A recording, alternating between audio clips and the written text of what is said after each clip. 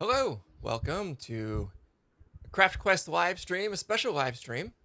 Happy to have you here. We have a special guest. Today we're going to talk about caching strategies with Blitz. So joining us is the author of the Blitz plugin for Craft, Ben Croker. Hello, Ben. How are you doing today? Hey Ryan, I'm great. Happy to be here. Yeah, where are you? Where are you dialing in from today? Somewhere Dialing fun. in from Costa Rica Ah, over satellite internet. is it really satellite? That's actually pretty good. I'm surprised. It is, yeah. Yeah, No, it's excellent. In remote places, this is the way to go. yeah. All right, Ben. So we're gonna talk about caching and specifically about with Craft CMS, specifically with Blitz. But you want to talk about some strategies for doing that and how to decide what you need and how you need it. I've done. You asked me yesterday if I've done a project with Blitz before, and I have done a client project where we rolled out Blitz and using Sprig to dynamically load in forms. So we had a Mhm. fresh CRSF key or token. So curious to see what you have and what the strategy are going to be. So you let me know what you need. Otherwise, I'm going to let you drive the show. Well, I just need you to push the buttons I'm good at that. and make the screens work. I'll do that. That's what I'm good at. So, yeah, let's talk about caching. Let's talk about Blitz, and ultimately, let's talk about performance because that's what Blitz is. It's a performance plugin more than anything. And of course, the driver of that performance is caching. Now, caching strategies, which is what we're going to discuss, will vary depending on the type of site, the amount of content, the complexity of that content, the relationships maybe between entries and other elements in Craft. But one of the big challenges with performance in general, I would say, is when you want to scale it up. So performance on a small site is easy, or on a simple site, relatively straightforward. You can implement caching. You can even statically cache and even host the site as a static site. Um, that's one of the options that Blitz allows. It's not going to be the focus for today, but all that is relatively straightforward. It's when a site grows in scale is when performance becomes challenging. And that's one of the topics that we're going to talk about today. But if you could share my screen, Ryan, I want to show rather than talk. Yeah, let's do it. Um, pull that up. There we go. All right. Great. So, actually, before I get into anything, Ryan, is it safe to assume that, like me, you also spend a lot of time setting up like sample sites and demo scenarios for training I purposes? I find a lot of joy in when it's time to figure out a new sample site. I find a lot of joy in creating it.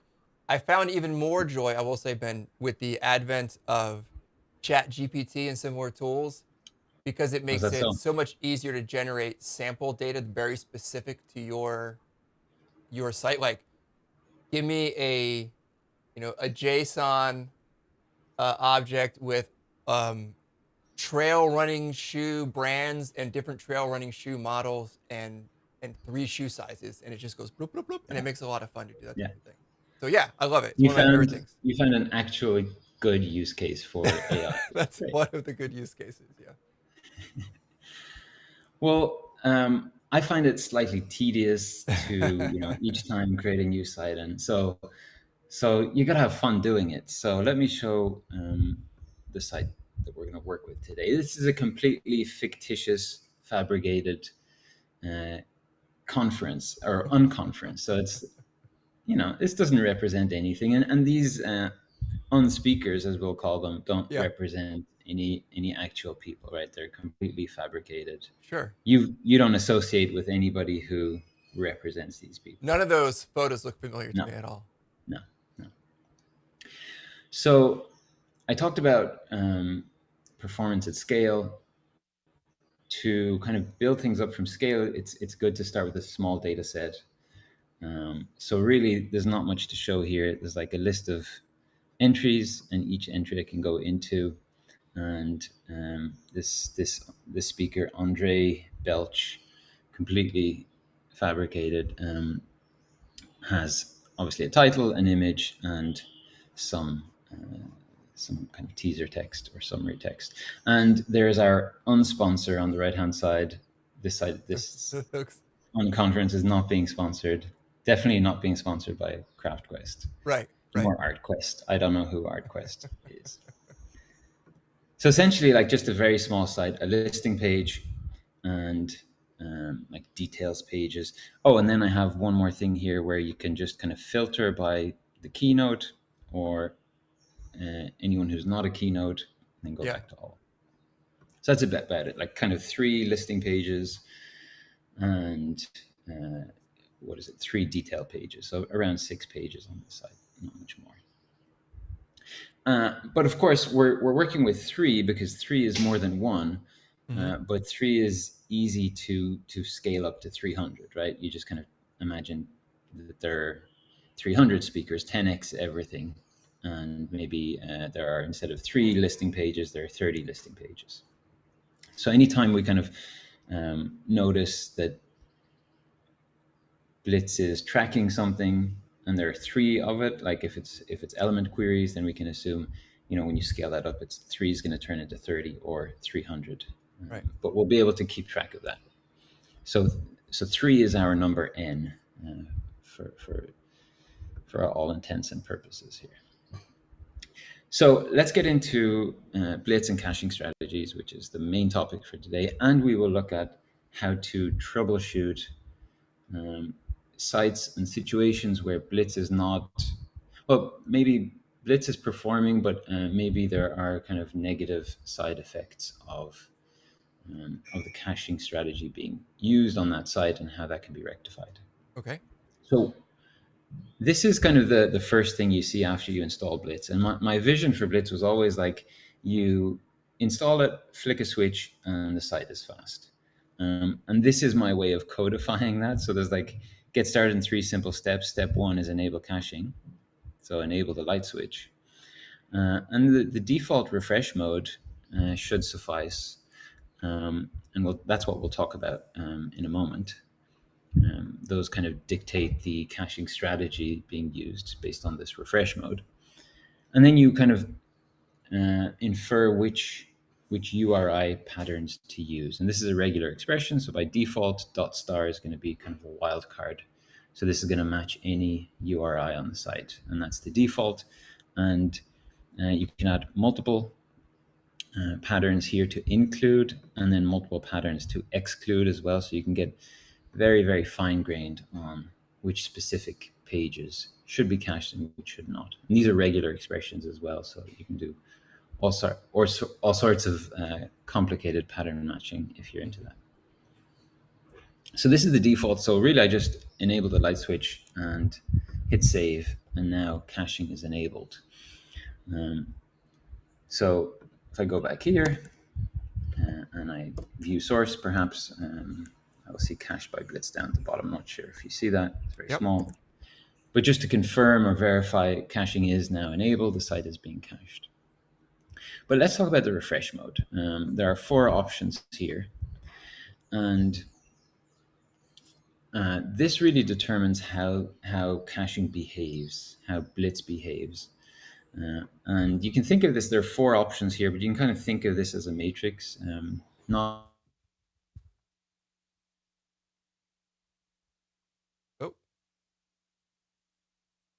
working with it. It was such a smooth transition, I feel. Maybe for bigger, more complex sites with huge content builders, there's a bit more work involved, but for your small average site, really smooth update, and I really like the CP. It feels very snappy to me. It feels very clean. I'm liking it. But this is how I want to visualize those 4 settings. I said we can think of them as a matrix. This is kind of what I mean by the matrix, a 2x2. And this would be the kind of most basic strategy, clearing the cache. This is just what you would imagine. Now, just to back up a bit, Blitz keeps track of which elements are displayed on which cached pages. It also keeps track of which element queries are executed on which Okay. cached pages. And that way it's able to know if I was to go and modify something in the Andre Belch entry, it would know, oh, I have to go now and clear the cache for every page that displays that person's profile. So the basic strategy is to just clear the cache. And that's kind of how Craft works with its cache tags. Different scenario, but that's how most caching works. When you clear the cache, and there's some terminology here that overlaps. You could say invalidate the cache, purge the cache, bust the cache, clear the cache. Here we're talking about um, deleting the value that was cached in the system so that the next time the page is visited, that cache will be regenerated. So the most basic mode would be to just simply clear the cache anytime something changes. But over here we have clear and generate, which happens to be the default. And the reason is, as I said, I wanted to make it so that you install a plugin and everything just works. And this is the default mode because we don't just clear the cache, we also in the background. So what happens is that the cache is first cleared, as with the basic mode on the left here. But then a queue job is created to generate the cache in the background. So in essence, you kind of get a scenario where the cache is empty or cold for a short period of time while it's regenerated in the background. And as soon as it's regenerated, that cache is now warm again. So that means all And pages that are not exempted from the regex or settings, right, that we showed before, will get generated regardless if somebody visits or not. So is that a warming the cache? Is that a similar thing? you can call it warming the cache, and it used to be called cache warming in Blitz 3 for Craft 3. However, the terminology changed from cache warming to cache generation because warming has a slightly different connotation. Warming means that you warm it on the edge node, and Got generation it. happens actually on the server. Okay. It's a small but important distinction. But the what clearing the cache, both of these modes kind of imply is that the cache is kept as fresh as possible, right? Because maybe you've worked with clients, Ryan, who when they're making changes, they like to, change a word, hit save, change another word, hit save. And each time they want to visit the live URL and see that the live URL has been updated. Right. So I tend to say, during client training to use live preview, right? Because then you can, or the preview button so that you can preview your changes before actually making them live. But different clients. Because those are exempted from the cache. Correct. So, Yeah. so Live previews will never be cached. So Yep. you can verify that everything works. Then you hit save or publish, and now the cache clearing and possibly generation is going to happen in the background. So the implication of using these two refresh modes is that the cache remains as fresh as possible. You do have that period of time when the cache is also cold, right? It's clear what I mean when I say cold, right, versus warm. Like the cached version does not exist, Does so it not has to be exist. generated. Yeah, when a user visits the page. Right. So that means that one poor visitor is going to hit the site and get a slow uncached Yeah. page load, and Or that's slower. slower. Yes, and that's why performance is not just about caching. Like just best practices of performance, things like eager loading, element queries in your templates, all of those things, important things to do. In addition to using a caching strategy Right. like Blitz. And let me know if I get too far off into a tangent, but those good practices with like eager loading or eagerly is um, that's also going to impact the cache generation too, right? Yes, Yeah. very good point that I forgot to mention. The cache generation process is, it takes processing power, because if we looked at it, we're looking at a site with 3 pages, but as I said, if scale that up to 3,000, potentially 30,000, let's say 3,000, there are, up to, it'll be rare that you have to regenerate the entire cache, hopefully. And that's something we will look at too.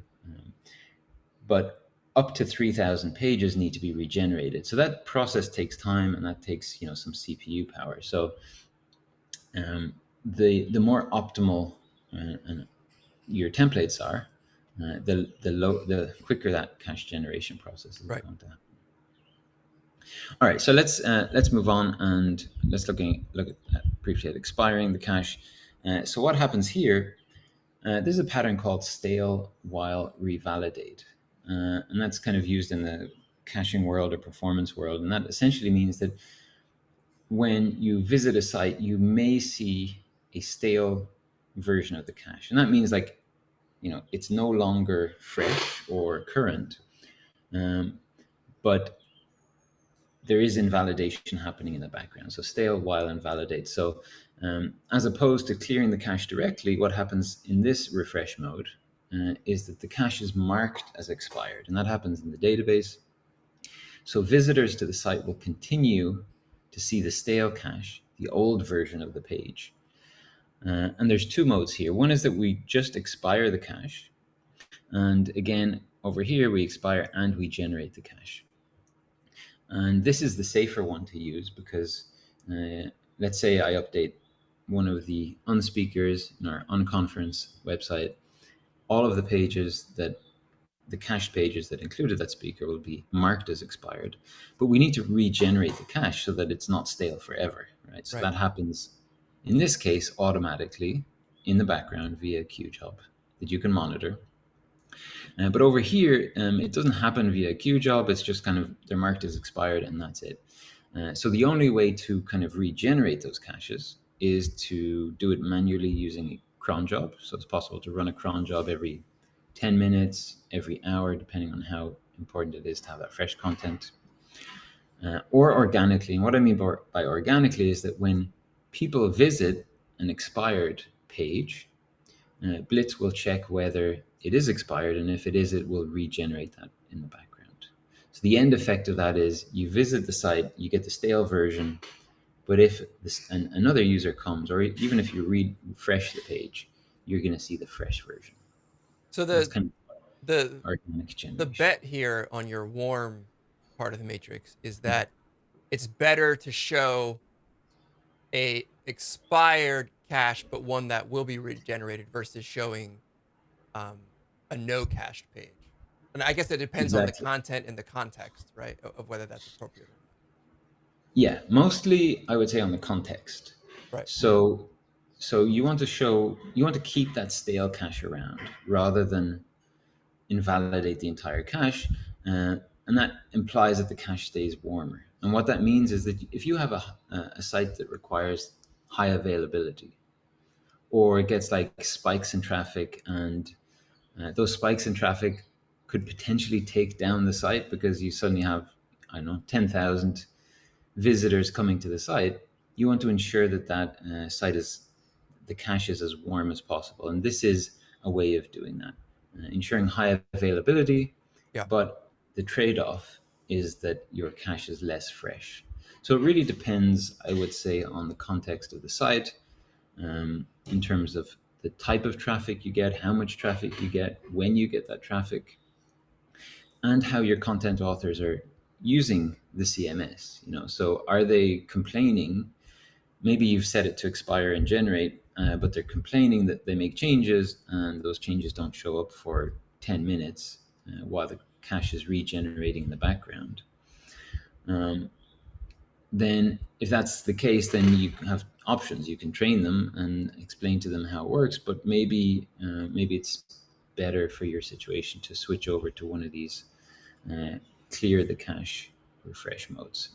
And that way they'll constantly see they'll be able to see their changes live on the site immediately without having to Right. wait. So it's going to be a trade-off. But it's important to understand when to choose which of these. And these, this is documented here right in the settings. And there's, I think we expand on these in the docs a little bit, maybe not. But this kind of sets everything else up. So this is important to understand and choose.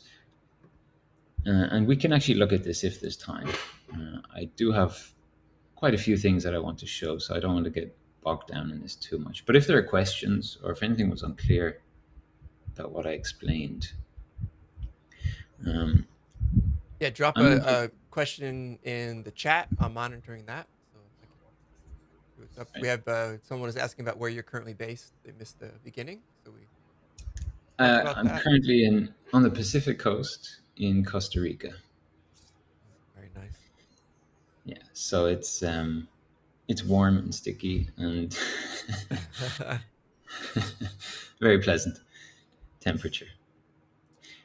So I guess the one thing I'll say is that for the majority of sites, the default clear the cache and regenerate in a queue job should suffice. And if you're having issues, or if the client, or if your site has special needs such as high availability, in that case, I would suggest perhaps switching to expire the cache and regenerate in a queue job, understanding the implications of that. And really switching to one of these two modes, regenerating the cache manually or organically, only when regeneration becomes an issue. And regeneration should not normally be an issue if your site, just to reiterate, is optimized, and there's some strategies as well for reducing the number of element queries that are being tracked. If you have a site literally with 100,000 pages, and those pages are changing multiple times a day, and there are 10 content authors in the CMS at the same time, then perhaps regenerating in a queue job is not the way to go, because each change could potentially result in cache being regenerated.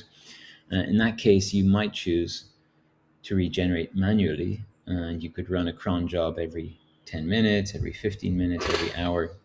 Mm-hmm. Really depends on what you perceive in terms of how the site is being used. And that cron job will regenerate the cache in the background once per your kind of schedule, right? Rather than as content is being modified and saved.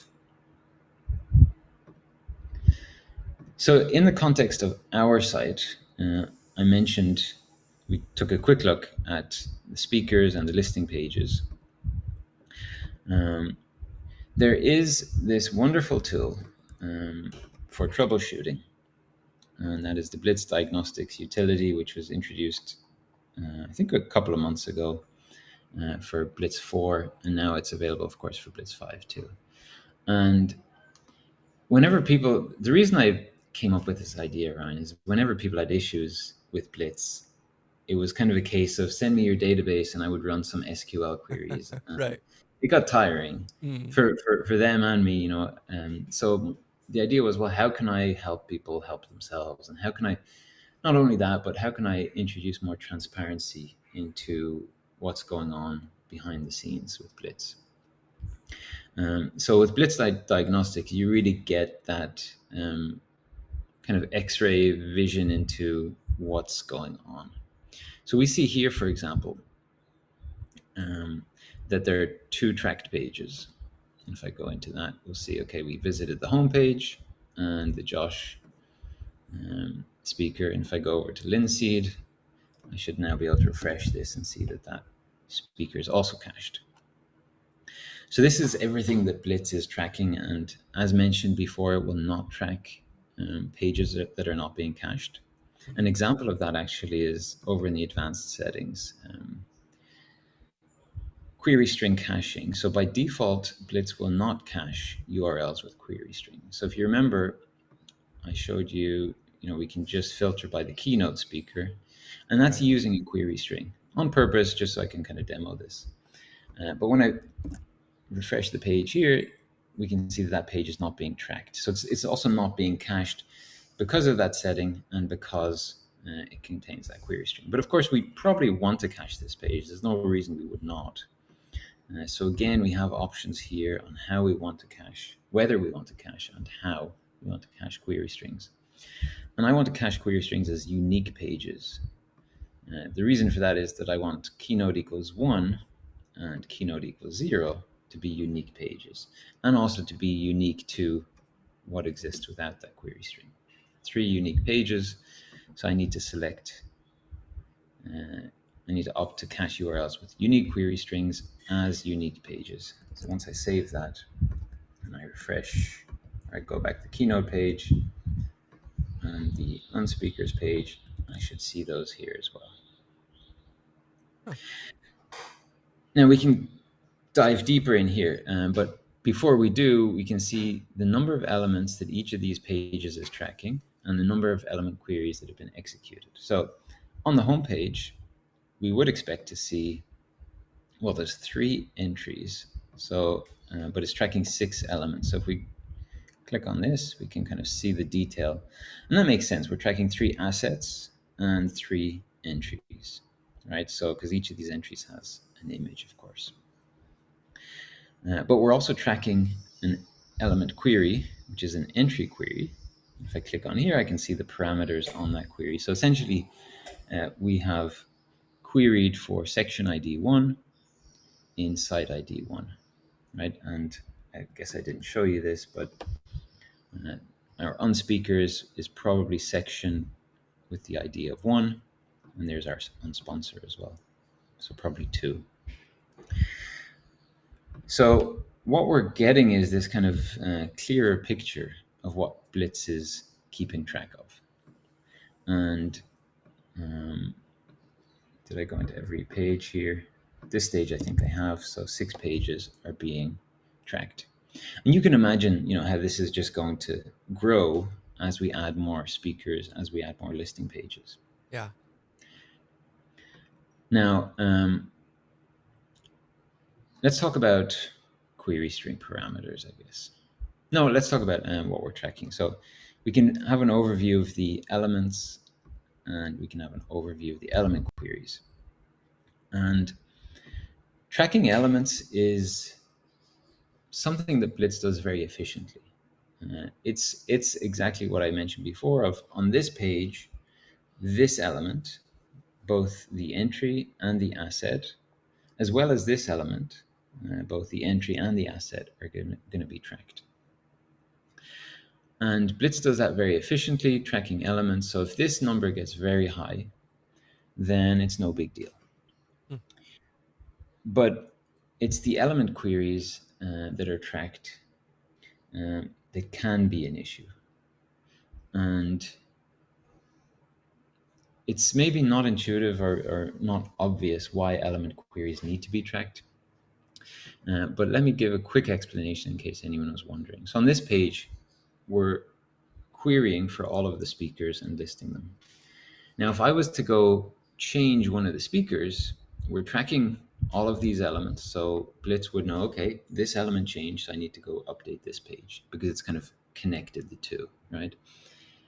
But if I was to add a new speaker, Blitz is not tracking something that doesn't yet exist, right? There's no way it could. So it needs to be able to know that I'm querying for all speakers on this page. And if I add a new one, it's able to determine, well, this element query results in this new element being added to the page. Mm-hmm. And that's why I'm able to kind of go in, look at that. Let's look at, we looked at the home page, so let's look at it with keynode equals 1 and look at our element query.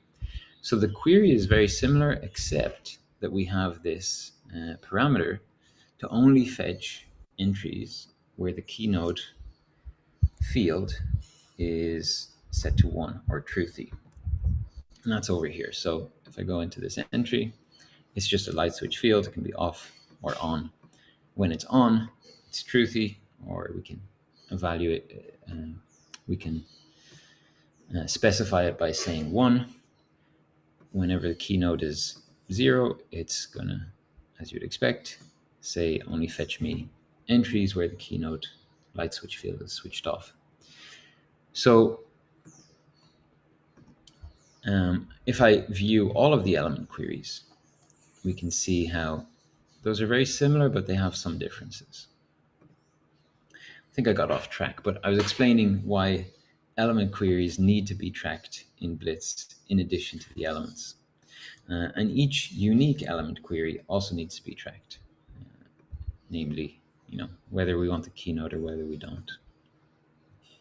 And Ben, is this a tool that it's not just primary, it's not just for you to help people troubleshoot. Although I can see when they're saying something isn't working right as I expect, you can say, send me the queries that are being created to use this. But but someone can use this for their own insight into how their site is being cached.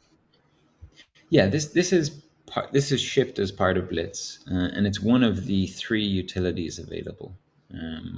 So for anyone who's unfamiliar with this will kind of give you an overview of how many pages on the site is being cached per site.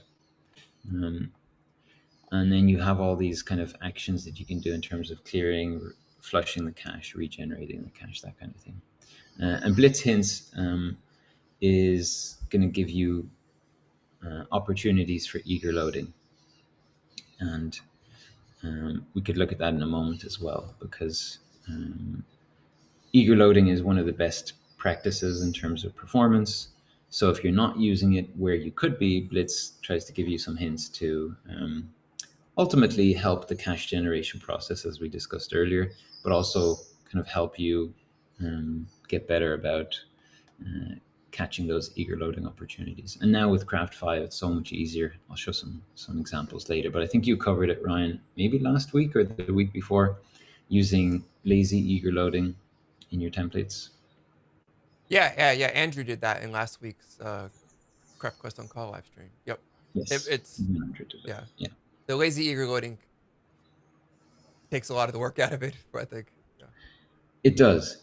And it's well, there's a few advantages we can briefly look at. But to come back to what I was kind of saying, when you're looking at this, there's a few things to look at. All right, let me take a step back. I think I got ahead of myself. Sure. There's a few things we could be looking at. So one is like, how many tracked pages are there?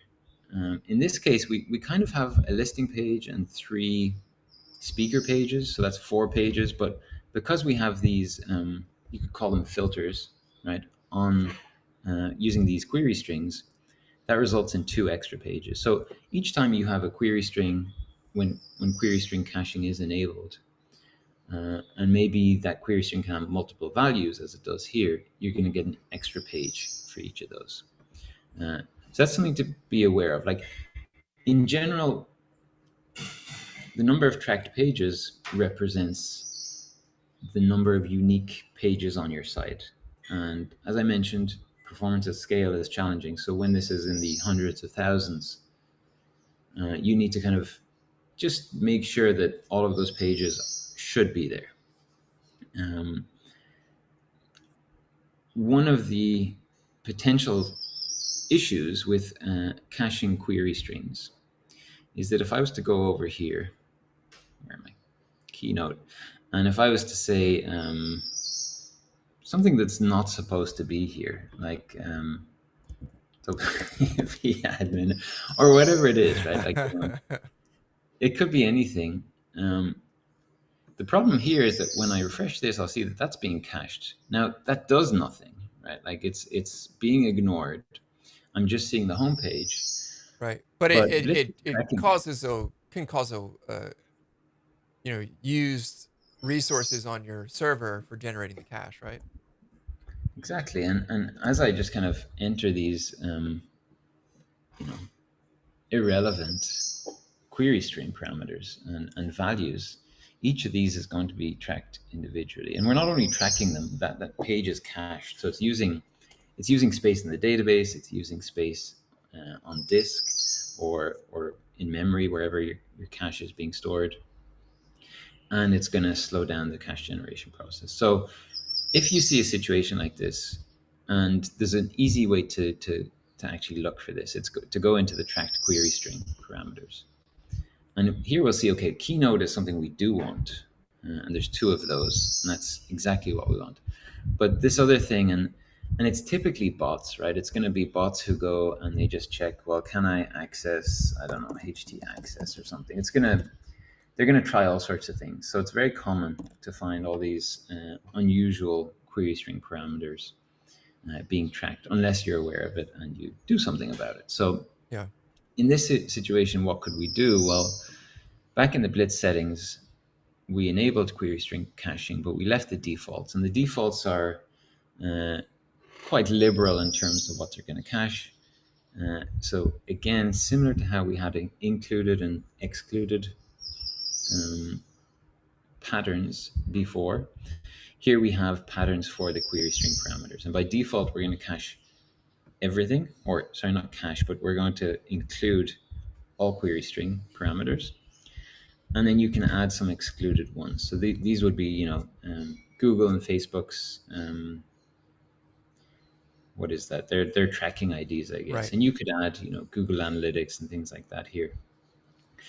I guess This is the also default. Go ahead. you can use the tool to see the query strings that are being tracked and then exclude them if you're seeing that there's some unnecessary like abuse or Exactly. testing of the site or something like that. Exactly, and that's one of the reasons that the diagnostics tool is so useful and so helpful, because previously you had no visibility into this, right? And Mm-hmm. now you can narrow this down very quickly and see, okay, well, these things I don't need. Really, the only thing on this side I need is Keynote. So I'm going to switch this around, and rather than by default include everything, I'm just going to include query strings with Keynote in them, and I can leave the excluded ones, even though those could in theory be removed, right? Because the only included one is Keynote, that's explicitly defined. When So you once I save save that this, change, is that going to yeah. invalidate those other cached query strings or clear them? Or So all I've done here now is I've changed the settings, and okay, changing the settings does not like kick off some process of got it. invalidating or clearing cache. So it's a good question, because now when I refresh the page, those still exist here, Right. right? So what I can do in the other utility, the Blitz cache utility, I could clear the cache. I might just refresh the cache, So which the will new rules then take precedence at that point. correct. And over here, I don't know if you saw that on the Yep. left-hand side, there was a queue job running. So it regenerated all of those. I think it said 11 pages. Now, some of those were these, and those are not going to be recached. So hopefully when I hit the refresh, There it is. yeah, Cool. there it is. And now my track pages is what we would expect. It's back down to 6. So if there's a scenario where you expect your site to have 1,000 pages, but Blitz is tracking 10,000, that's one of the things that you can look for, and it's good to be aware of that, because that impacts the performance. When I say the performance, the performance of the Blitz plugin itself. So there's another optimization, or another kind of thing to be aware of. I mentioned element queries, why they're required. I'm not sure if I mentioned why they can be problematic. The reason why they can be problematic is anytime one of the entries in section ID 1 is now Mm-hmm. modified, Blitz has to go and run all of these element queries. And as I'm sure you know, running an element query means going to database, uh, running one or more SQL queries and fetching and populating the results. So it's fine for what we're looking at, but again, at scale, when you scale up from 3 to 300 or 3,000, it can become problematic. And when I say problematic, it just slows down the whole refresh process, and it makes the site, it makes the control panel. Um, no, no, I was going to say it makes the control panel feel sluggish, but that's not even the case. It happens in a queue job. It just slows down the cache generation process. Mm-hmm. So that whole thing where I talked about, Um, the cache is cleared, keeping content fresh. Well, figuring out which cache to clear still needs some time and CPU processing. So Blitz has to work harder the more entry queries there are on the site. But entry queries, you expect to have them, right? I actually took a look today on the putyourlightson.com website, which is in production and running a full site, and I only have 11 element queries. So I think provided these stay in the tens, or like if you can keep it below 100, you're good. If they're in the hundreds or thousands, it's going to have a noticeable impact. So it's, again, just like we did with the query params, it's worthwhile coming in here and seeing, does anything look off, or does anything look like it's can be optimized? One of the Right. things I've seen, I've so to your previous question about the availability of this tool, it's available to everybody, but it is, as you kind of pointed out or hinted at, extremely useful when I'm consulting or helping people troubleshoot Blitz. We can open this up and we can kind of look together at potential issues and see, and we can resolve those and immediately see the effects here using this tool. So one of the scenarios I've seen where it has been problematic is that they were on this site, they were showing, they had a listing where they were showing events that took place on a specific day. So they had something like, question mark date equals, and let's say, what would be today? Is it the 11th? Yeah, something like this, right? But of course, every day that went by, they'd have a different number, a different date, and what that resulted in. And of course, they have just like we do here with Keynote, they'd have a unique element query being executed on this page to fetch that page's events. So what happened was that every day that passed, a new element query was being generated and tracked by Blitz. So it happened that they had hundreds, and they also had like different categories on different days. So there was that combination of category plus date. So it was like every day resulted in 10, something like 10 element queries.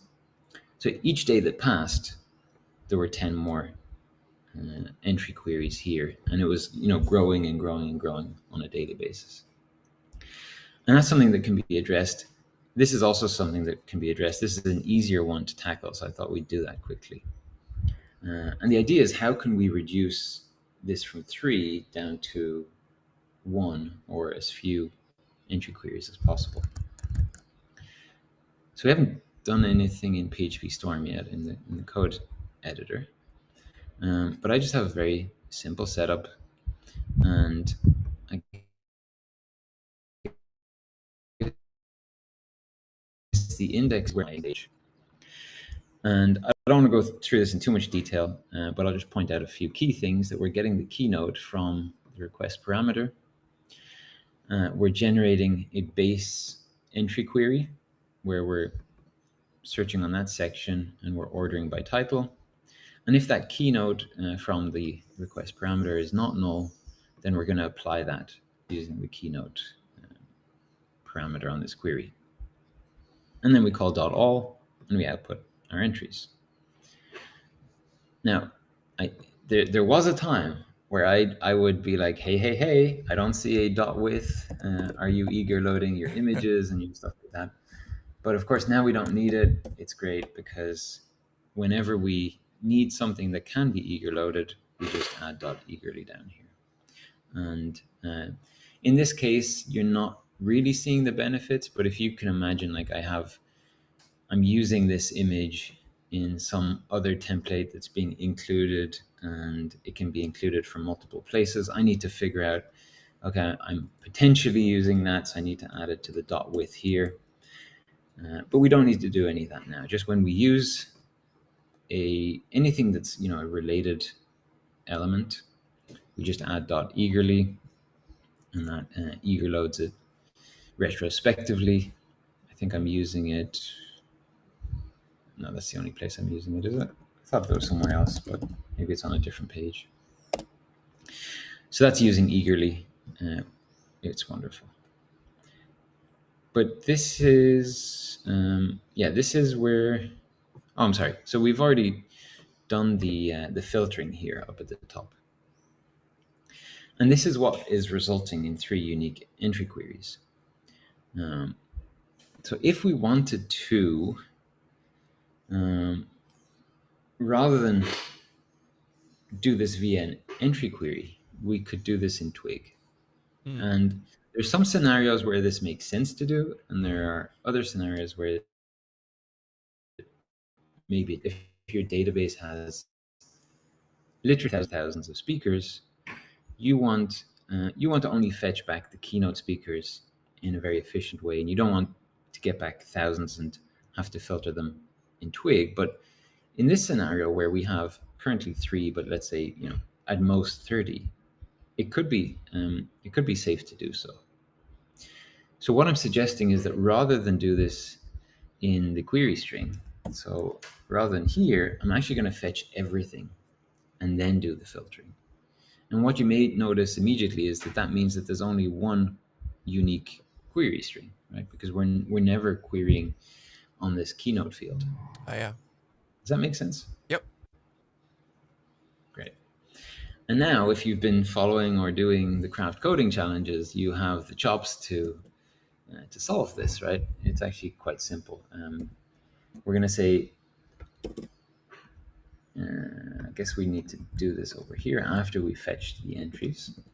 So I'm going to say if the keynote value is not null, then we're going to kind of filter the entries, and we can do this using, I'm going to do this using Twig filters, but of course you can do this using collections, I believe, as well. I'm just more used to the Twig filters. I know how they work. I know they're always going to work, as opposed to collections where you can use collection methods, right? Where you can use some, but some you cannot because of the whole closure thing. But I'm sure that's been covered in a previous podcast. So I'm going to use the filter, even though that's a mouthful. So we're essentially saying for each entry that comes in, only included if entry.keynote. So if the keynote value on that entry is the same as the keynote value that was passed in via that request parameter. And if I've got that right, and very important to clear the cache before I test this.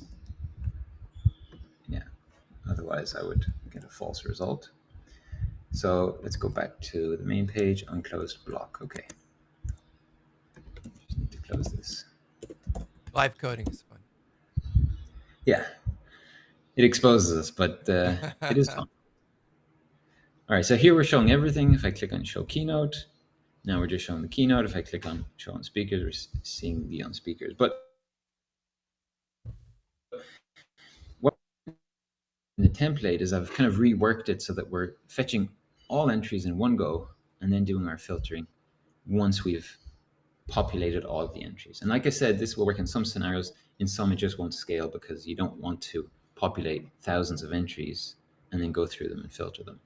Although in saying that, once this page is cached, this code will never be executed again until that cache is cleared. But still, I think for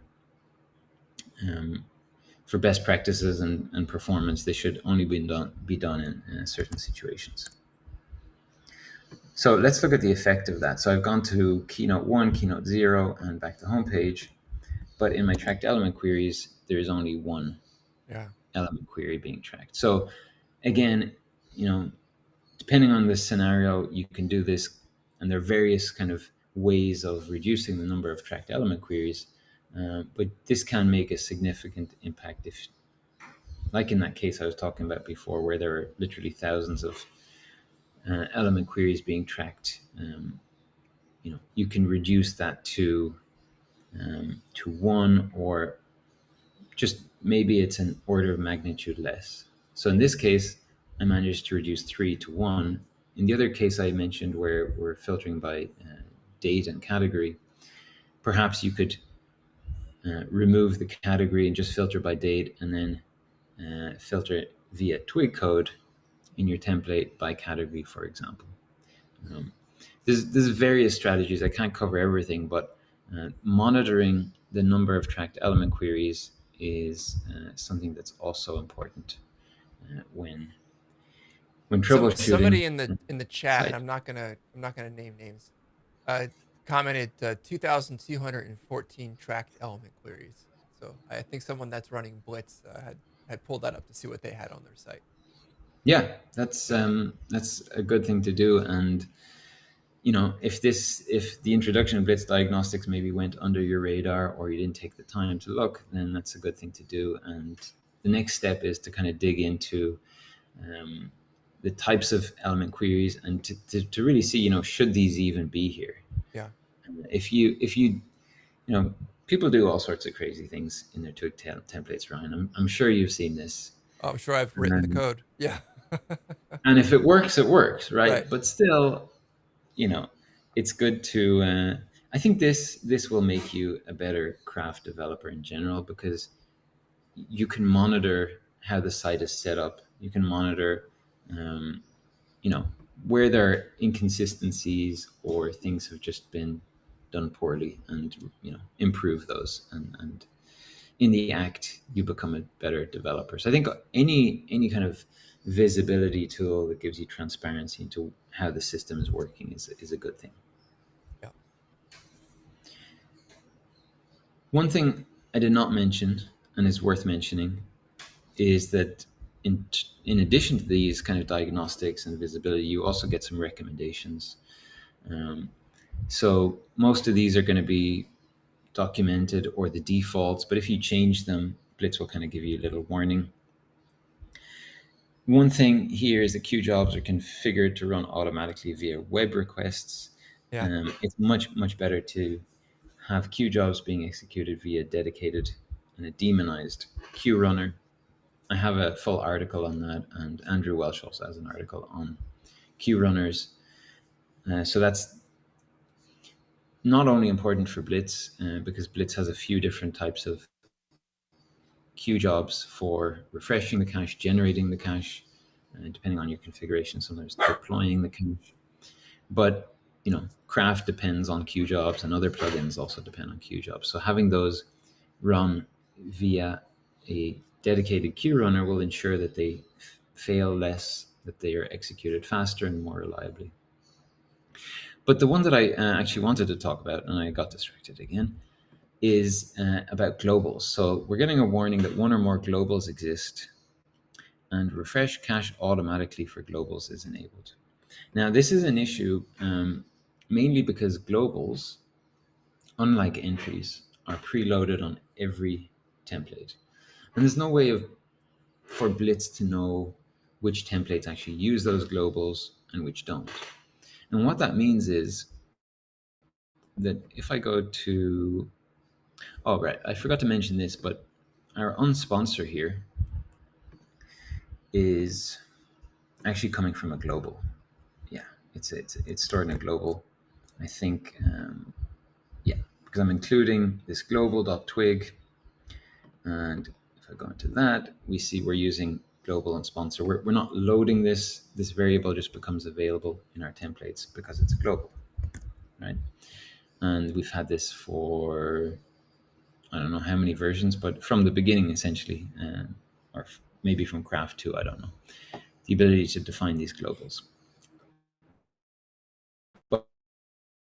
But as all aware, is happening slower than maybe first communicated, but it is happening, which is the process of turning things like globals and categories and tags into entries. So eventually, likely in Craft 6, everything will become an entry. But for now, this is an issue, because if anything changes here, let me, just for demonstration purposes, I'm going to dash regenerate manually organically so I can demonstrate this a bit easier. So currently 4 pages. Let me clear the cache. All right, and I'll refresh this, so we should have 1 page cached, yeah.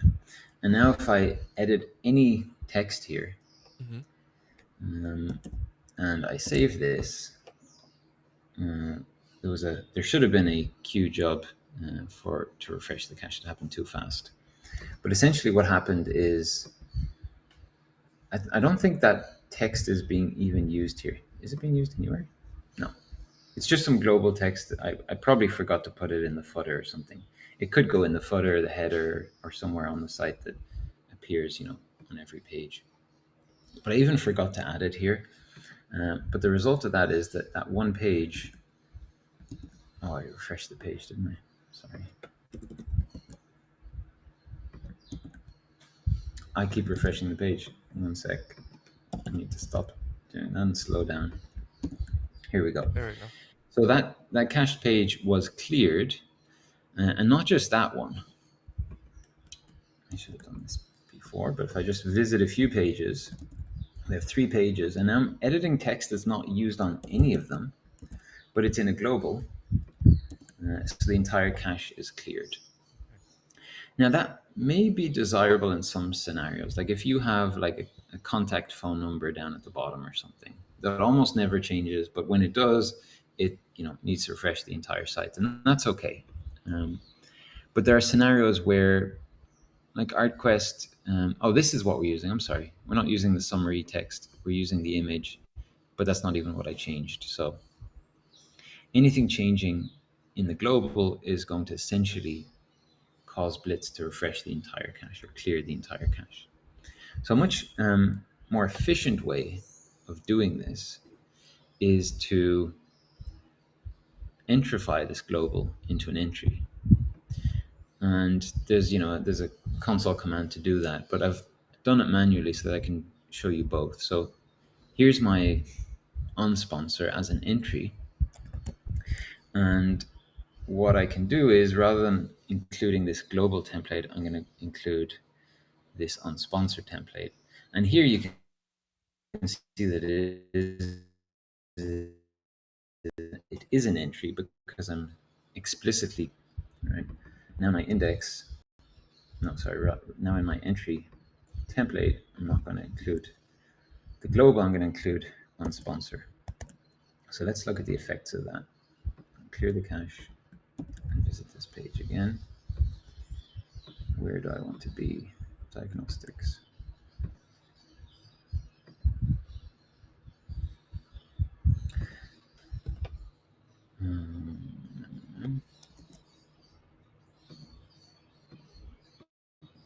I'm tripping up. What did I want to show? Well, I wanted to show includes unsponsor. All right, I probably need to remove that global. Yeah, that's going to cause issues. So let me get rid of the global set and verify that this does indeed work. Great. There we go. Okay. So previously, this page was only tracking the speaker, but now it's also tracking the unsponsor. And what that means is that when I go to the homepage, this is not displaying that unsponsor, so it's not going to be tracking it. Let's just verify that. Right, it's just tracking our speakers, but not our unsponsor. And that means that when I now make a change to this,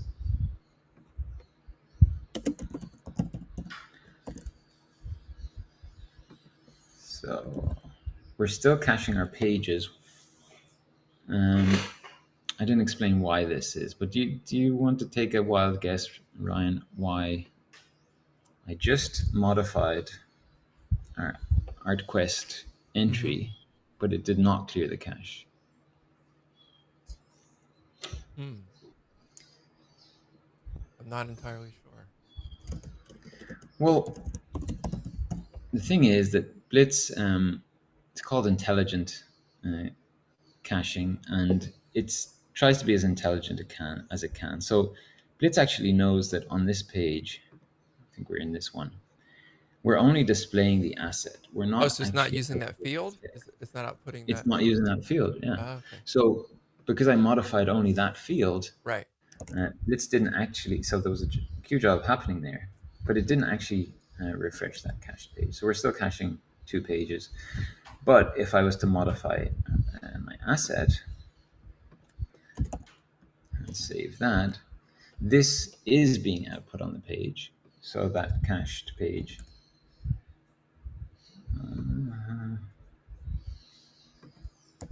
Did I save?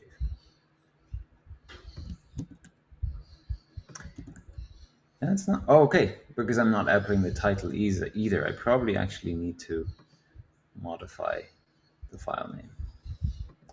No, I'm sorry. I need to modify the entry, not the city. So that should do it. If it doesn't, which it doesn't seem to be.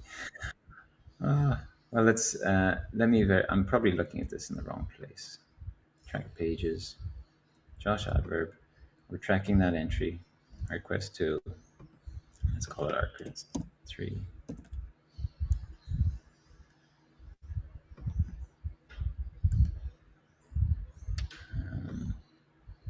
And it's still being cached. So I'm missing something. I probably went too fast. But the idea is that now, because we've removed that global, anytime we change our unsponsor, in theory, oh, I wonder if I have preload singles on, which I haven't even discussed. That would be the last thing. No, I have it set to false, which is what I wanted. Okay, well, live demo and all. So what should happen, of course, is that when we modify this sponsor, only pages that actually feature that will be refreshed or cleared. Mm-hmm. And the last thing I wanted to show, of course, is that you can preload singles in, I think, I don't remember from what version this is. I think it's also available in Craft 4. Yeah, it must be. Probably 4.4 or something like that. Maybe a higher version. And when you preload singles, then you can essentially take out this entry query. So you reduce one more entry query. And Craft, it's actually interesting how this works, but Craft looks at your twig code and it sees you using unsponsor as if it was a global or a preloaded single, Mm-hmm. and then it'll preload it for you on demand. So that works as well. And we've saved ourselves an entry query.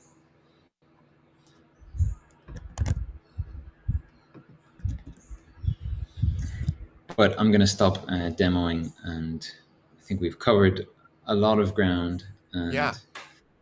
So, do you have time for a question or two? yes, let's do questions. Okay. Start with Michael said, manually regenerating based on the cron job. He said, I can imagine if you edit the same entry 2 or 3 times during the time, or entries are related, which are related get updated, will that same task run 2 or 3 times? So if I'm constantly like updating an entry, is that going to kick off that same job to recache? Yes, is the short answer. I think that was a two-part question. I'm not sure, but let's start with, will that kick off a refresh cache job? And the answer is yes. If we have related content here, not here.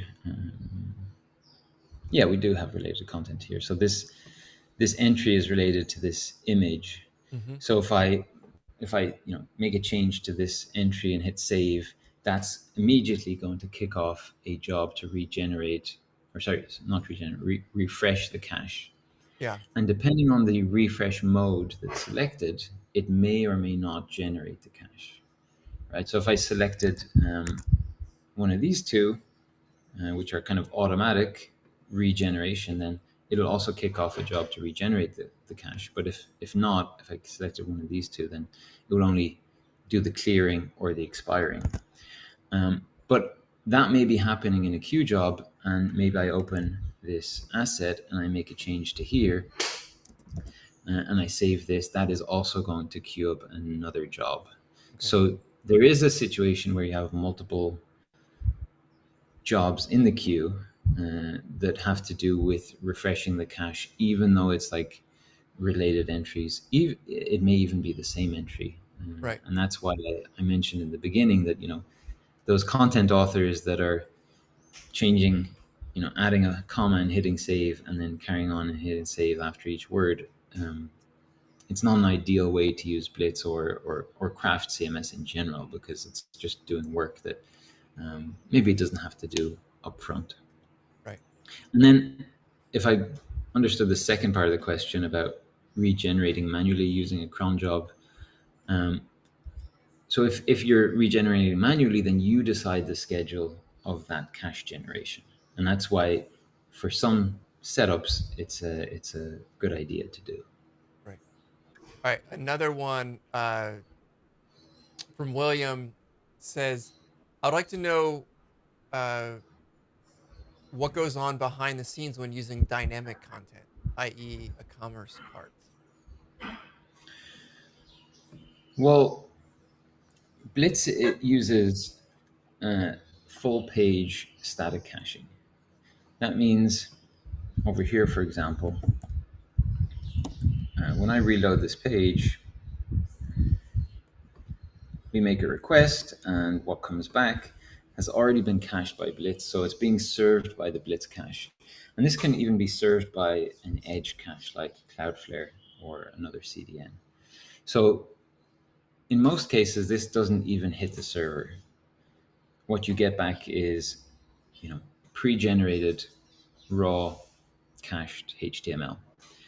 So the way to inject dynamic content is that you use either Blitz has a method called dynamic include, include dynamic, which is a way of dynamically including another template. Mm-hmm. And that happens via XHR, so via an AJAX request. That content is fetched and placed and put in place on the page. And the more powerful, more flexible way of doing it is using break. Ryan covered um, dynamic. I think we call it dynamic in a live stream, so that's available for you to watch as well. Yep. But that's another one of the challenges with caching anything really, is that it's static, and if you want to bring dynamic content in, then you need to use dynamic requests, and that most often happens via Ajax. Awesome. Let's see. So that's all the questions I see right now. Um, I was letting someone, Jay dropped in late and said that he was too late, but the recording will be up on the site as well for everyone to rewatch. So no worries if you're late, you can rewatch it. If you want to go back and look at something that Ben talked about, uh, then yeah, you can do that as well. All right, Ben. Yeah, I just make sure you were able to yeah. cover everything you wanted to cover. I covered more than I had planned to cover. Awesome. That's always So good. yeah, and Yeah, hopefully we got most of the questions. yeah. So I will say that I have not gone deep into the diagnostics tool, and I think that's really helpful not only for us being able to um, know like what Blitz is doing and use Blitz better, but even the idea of just understanding like the number of entry queries and how that all works, just to have that available there. Um, really interesting. Yeah, it gives you an overview of your site that you generally don't get. Like if you forget about caching, you just get a bigger picture of what your site is doing, how it's structured. Um, you know, is it heavy on elements, or is it heavy on element queries, or is it heavy on query string parameters? And I just realized that there was one thing I could have talked about, which is tracked includes. Mm. There won't be time, but because I feel like we need to finish up. But one of the great features that you can use is SSI server-side includes, and once that is enabled, then you can do things like you can put, if we had like a navigation header up here that is repeated on every page, you could put that into a server, into a cached include, and then when anything that changes, rather than having to to refresh the cache for every page that displays the navigation, you only have to refresh the cache for that one cached include. That's quite well documented, so go check that out. It's a really great feature to use if and only if SSI is enabled on the web server. And it is on most web servers. You probably won't be able to use this on Craft Cloud or Served. Right. But if it's a VPS or anything that you have control over, then SSI is going to be available in most of those situations. Yeah, Matt Wilcox said has had massive improvements using SSI. Ben, we have a one more question, then we can wrap up. From Max Fenton, who Andrew Welch relayed it from Discord because he's not able to comment directly. It is. Could you talk about caching strategies as part of the deploy process? Should we expire or clear cache on deploys? Okay, so we didn't even talk about deployment. Deployment means that you can deploy cached files to a third-party server, somewhere like Netlify or one of these static site generator hosts. So essentially, Blitz becomes a static site generator, and this is a kind of lesser used configuration, perhaps more advanced, or perhaps it's just less popular than the standard way of doing things, because you do need two separate servers, right? You need one to run your dynamic CMS, and then you need a second one to host your static site, which is completely static. But in terms of which refresh mode to use, I can't say that there is one that's going to work for every situation. I think it's going to be situational, depending on the context again.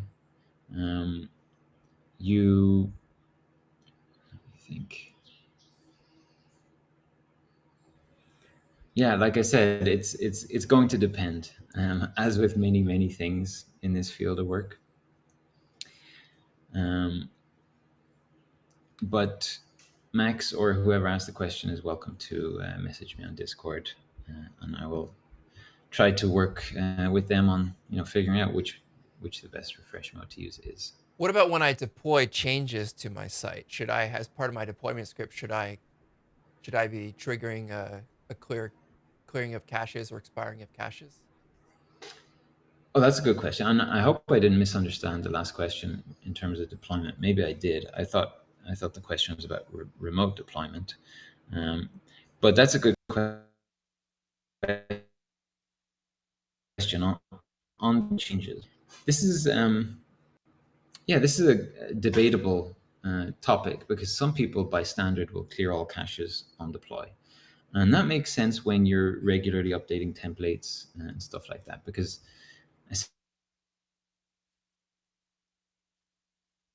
essentially the cached or the rendered values of those templates are also going to change, and if that's been cached, then you need to regenerate that cache. So there is a console command to run. If you're anyway clearing all caches, there's a cache called caches/clear all, I think, as part of Craft Core. That will also clear the Blitz caches. So if you're already doing that, it's already going to be taken care of. If you're not doing that, then, and sometimes for some sites I don't do it because I'm rarely changing templates, and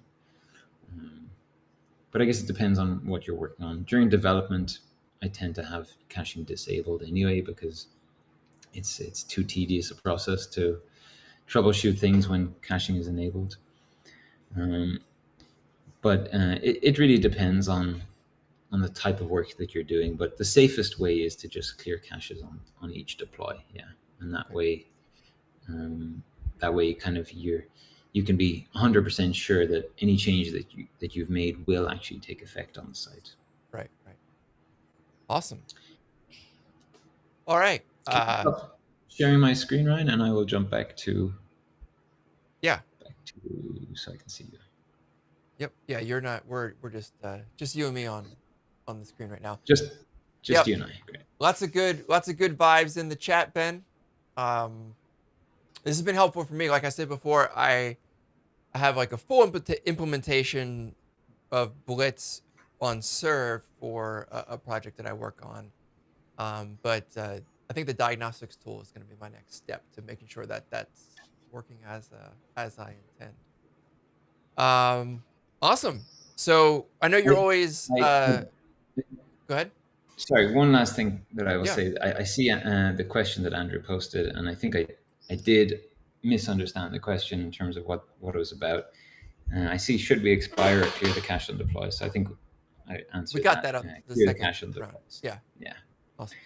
Okay, And in terms of served, Blitz does work with served. Served has its own static cache, but using Blitz on served works, and it means that your caching strategy is portable. It comes with the site rather than being dependent on your hosting setup. And there is I just released a Blitz Cloud adapter for Craft Cloud, so it means you can use it once Cloud is publicly available for everybody. You can take Blitz with it with your site to it if you choose.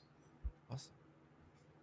Great. Well, thanks for sharing there. Is there going to be am I able to get that diagram that you had of the matrix? It would be great to be able to share that with the video. I found that helpful to just kind of visualize the different caching methods, and we'll share Yeah, that out. I'll send it to you. Yeah, awesome. All right, Ben. Thanks for taking the time to hang out and share more about Blitz. Thank you, Ryan, Enjoy and Costa thanks Rica. everyone I for enjoyed the coming. birds in the background the entire time. You That got that. wasn't a soundtrack that we put there. That's real coming from Ben's environment. So, Yeah, all right, they're everybody. great until they're not. Yeah. Yeah, exactly. Thanks for tuning in. As I said before, this will be posted up on CraftQuest this week, so you can rewatch if you'd like. And of course, Ben and I are always in Discord, so feel free to drop something into I don't know where people usually ask about caching stuff in the plugins channel, I guess. Um, Wherever they want, all over yeah, the if you have a place. question, we'll be around. All right, everybody. We'll see you on the next live stream. Take care. Bye bye.